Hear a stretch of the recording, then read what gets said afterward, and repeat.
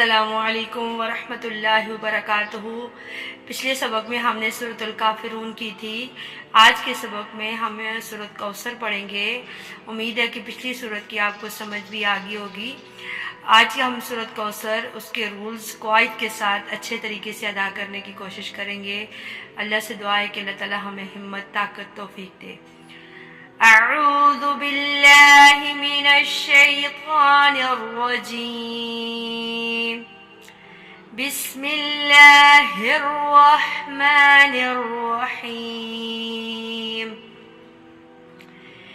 اِنَّا،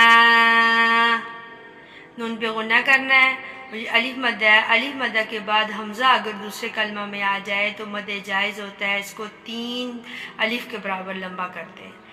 اِنَّا، حمزہ اور عین میں فرق، اعطینا، طوی، یا لین ہو گیا، یا ساکن سے پہلے زبر ہو تو یا لین، نون کو بھی لمبا کرنا ہے اور کاف کو لام سے ملانا ہے۔ اِنَّا اعطینا کل، کاف پتلا، کل، کوثر، تھا نرمی سے، اس میں سٹی کی آواز نہیں آنی چاہیے۔ کوثر، فصلی، سواد موٹا، فصلی لرب، را موٹی، لربک، را کو با کے ساتھ سختی سے ملانا ہے کیونکہ اس کے اوپر تشدید آئی ہے۔ تشدید میں جو ہوتا ہے 2 دفعہ پڑھا جاتا ہے مضبوطی کے ساتھ رک کر۔ لربک، وہ رکنا بالکل تھوڑا سا رکتے ہیں کہ سمجھ، یعنی اتنا زیادہ نہیں رکتے کہ بیچ میں ہم لوگ سانس لیں، بس ہلکا سا رکنے کی ہوتا ہے۔ لربک وانحر، ون اظہار ہوگا، ہا کو اچھے سے، را موٹی، را موٹی تب پڑی گئی ہے کہ را ساکن سے پہلے ہا پہ زبر ہے۔ وانحر، فصلی لربک وانحر۔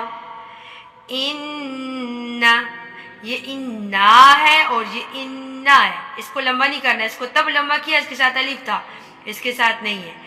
ان شانئک، شا الف مدہ، 1 الف کے برابر لمبا، یعنی جتنی دیر ہماری ایک انگلی بند ہو کے کھل جائے۔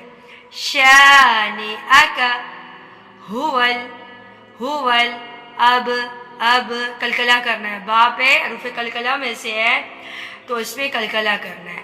اب تر، تا، را موٹی، تا کو موٹا نہیں کرنا، را کو کرنا ہے۔ ہول اب تر۔